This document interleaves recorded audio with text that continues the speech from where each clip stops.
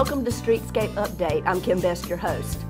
Today we're going to hear from Project Manager Josh Price of Daniels & Daniels Construction. We'll also hear from Meg Gernaat, who is Promotions Coordinator with the Downtown Goldsboro Development Corporation. We're here to keep you informed on what's happening in your city, so stay tuned.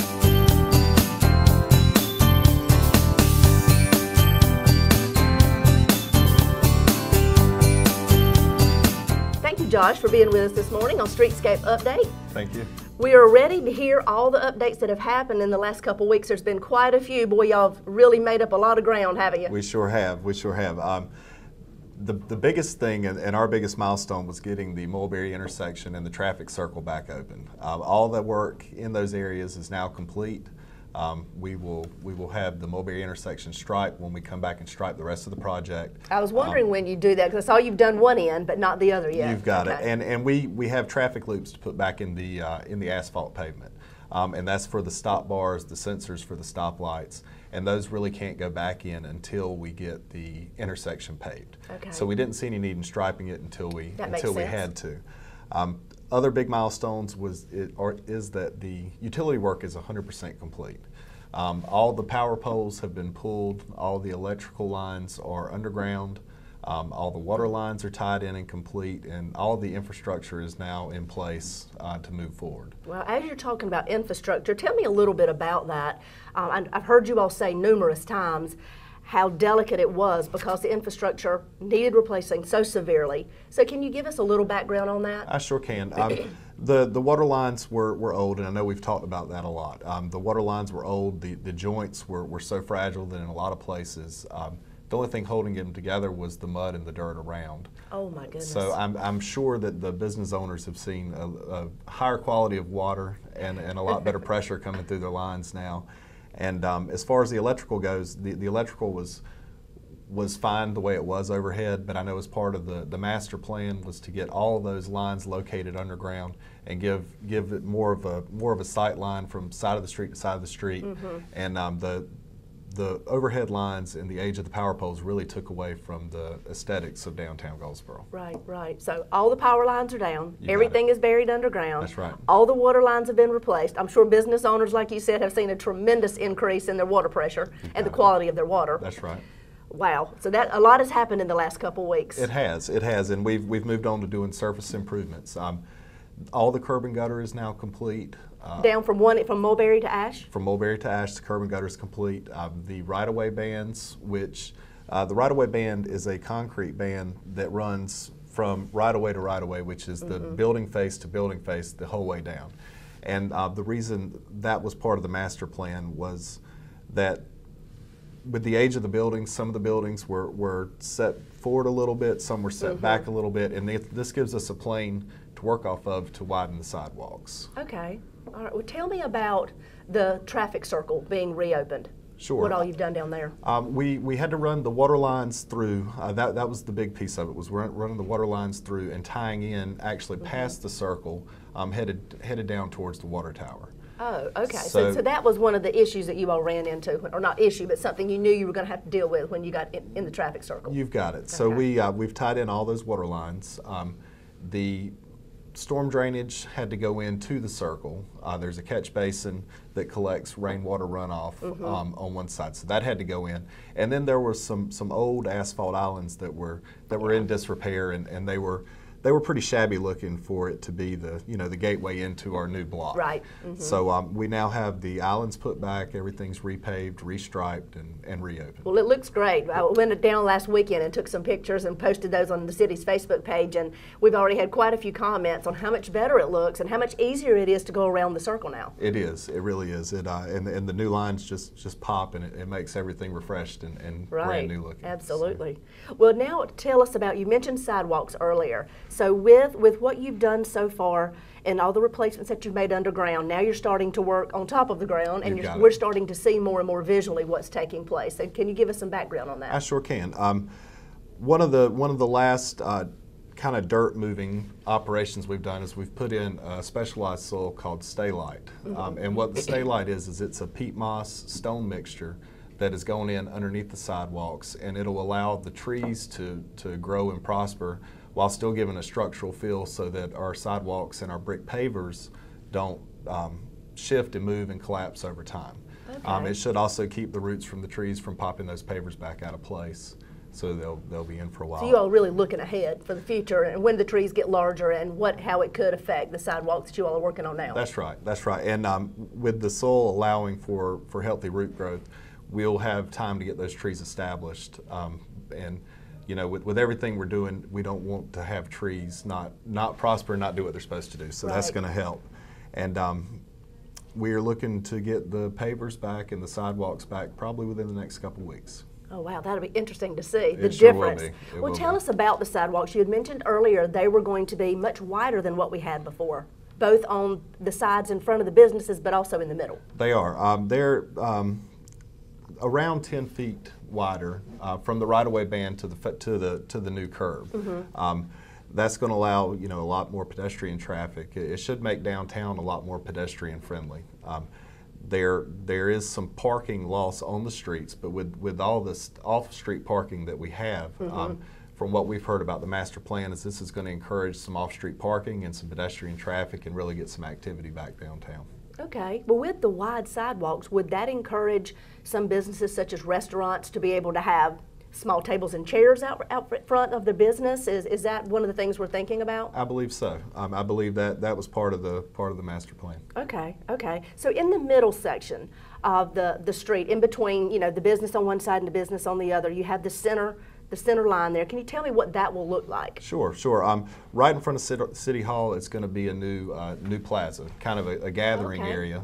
We're putting in some brick seat walls, which will be a place for, you know, to come and have a seat and watch the parade for the events that they're going to start doing downtown. It'll be a good gathering place right in front of City Hall. With those seat walls, we're tying that together with some planters on either end that'll have landscaping in it, and there will be a wide sidewalk that runs down that complete median also. Okay, wow. So we'll have sidewalks on either end, sidewalks in the middle, trees, of course, in the middle, and then benches and a couple bike racks also, okay, to kind of encourage some bicycle traffic downtown. Yeah. Well, it sounds like you all have really thought this through. The master plan really gave the specifics on how this should be done, and it's looking like that we're going to have a bustling downtown, or we certainly do in the future. So. That's the plan. Wow. Is there anything else that you'd like to share about what has happened in the past 2 weeks before we move to the next two? I think we've just about covered it. We've really picked up a lot of steam the last couple of weeks. The underground work was a challenge.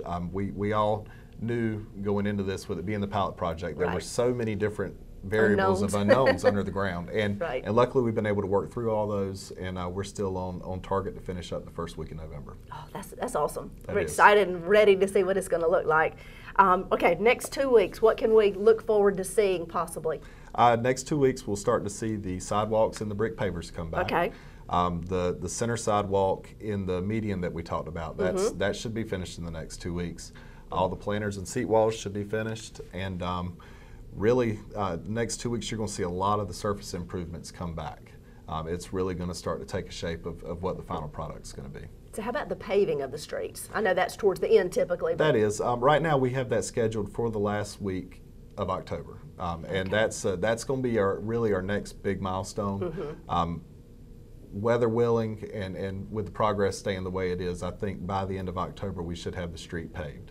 And that'll only leave striping and you know, going back and cleaning up and kind of getting everything tidied up to finish with. All in time for our Light Up Downtown. That's right. Which is the end of November. That's right. Oh, that's perfect.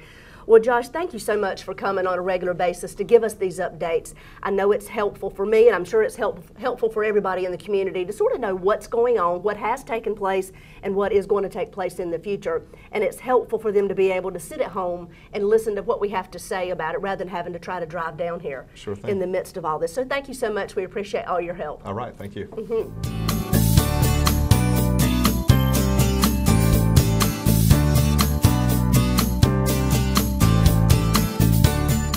Good morning, Meg. Thanks for being on the show again this morning. Thank you for having me. Absolutely. I'm ready to hear about what other cities that surround Goldsboro have participated in something similar, a project as similar as Streetscape, and how it's affected their community. what benefits and what maybe not so many things have benefited their community once they've done the project. Can you give us some background on that? Yeah, cities like Rocky Mount and Salisbury, they've done similar streetscape projects. They've taken, a chunk of money and invested it into their downtowns. And, they noticed that their downtown needed a facelift, that it needed some sprucing up to draw new businesses in. And, I think they recognized that they owed it to their existing business owners to make a change that would boost their business as well. And they've seen businesses grow, and with that comes, more population, and in the long run, it really does lead to people investing in their downtown and their community. It has an effect on everything, from your school system to, the type of entertainment that's in your area. So they've really seen a big change. So it really does affect more than just what happens in your downtown area. Yes. It goes all the way in your community and affects everything. Yeah, investing in the urban core is key to making your community vibrant and stand the test of time. And we've seen that in so many communities, not even those that have done these particular projects, but so many communities have talked about the fact in strengthening their downtown, whatever means they happen to use, really makes a huge difference in their entire community, in prospective people wanting to move to your area, whether it's military based or just people looking to relocate. Right. They're really looking to see what activities and what type of events you all have in your communities to make it strong and inviting. Because so often, I do this with my family, I'm sure you do, where you go to a cute little town and you want to walk around and look at the shops, and if you know that there's a downtown that you just love in your area, that makes you go visit the downtown, but then also say, well, let's check out what's going on in this side of town today, or let's check out this event that's also going on nearby, and it really draws the community in. That's true, that's true. Well, how about some feedback that you have received possibly from the business owners who are being affected right now in phase 1 of the Streetscape project? Can you tell us sort of what they're thinking and feeling at this point in time? Yeah, the business owners have been wonderful. We've got 4 businesses that are really affected in the current Streetscape project phase, and of course they were going to be hesitant, because it affects their business, their livelihood, but they're excited to see what the new design is going to look like. Right. They have said that where at first they were a little hesitant, now they're looking forward to seeing the kind of crowd that the new construction brings in. Water pressure, they like that. I've heard so much about that. Yes, they've got better water pressure. The overhead lines are going to be buried, so if someone's going to invest money into their facade of their building, they really want that to be seen. Right. And now the overhead lines aren't taking away from that. Right. And phase 2, the businesses that are along the phase 2 site, they have really helped us in getting ready to talk about how phase 2 is going to be done. So you've asked for their feedback. We have. It's very important to us to keep the business owners involved because they're huge stakeholders in this. And they've been helpful, letting us know as to how we go about closing streets, what's going to, affect them as little as possible.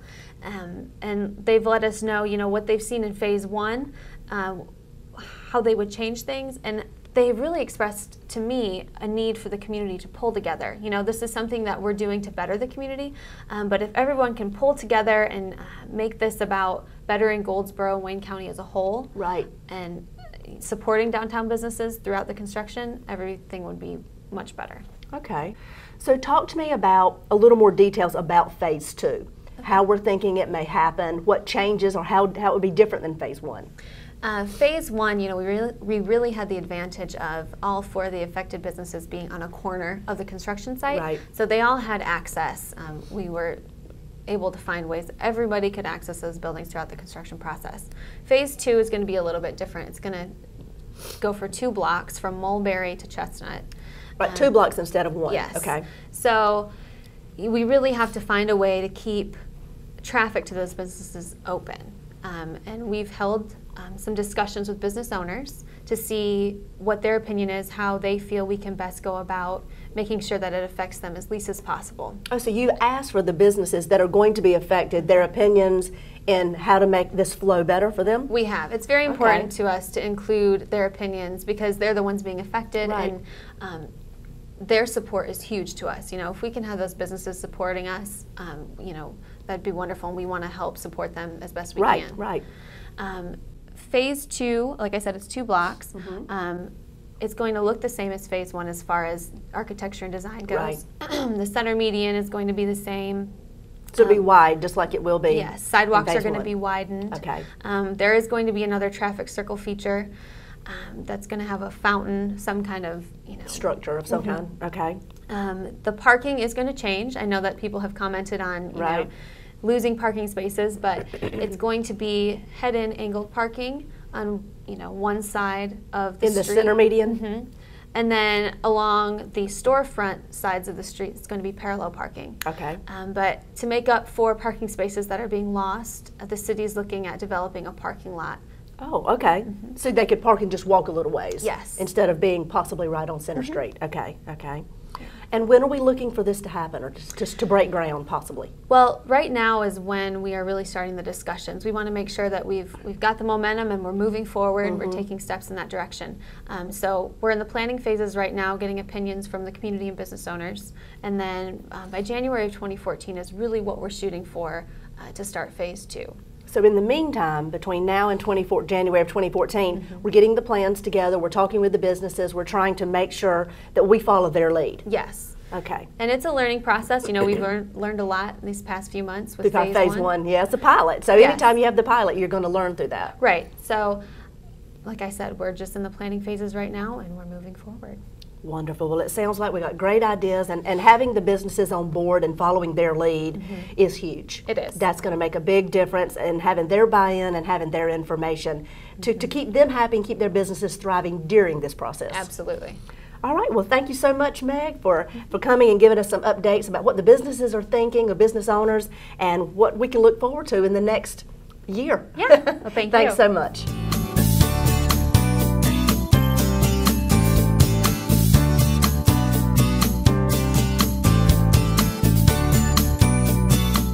For additional information on the Streetscape project, you can visit the city's website at www.goldsboronc.gov, or you can like us on the City of Goldsboro's Facebook page.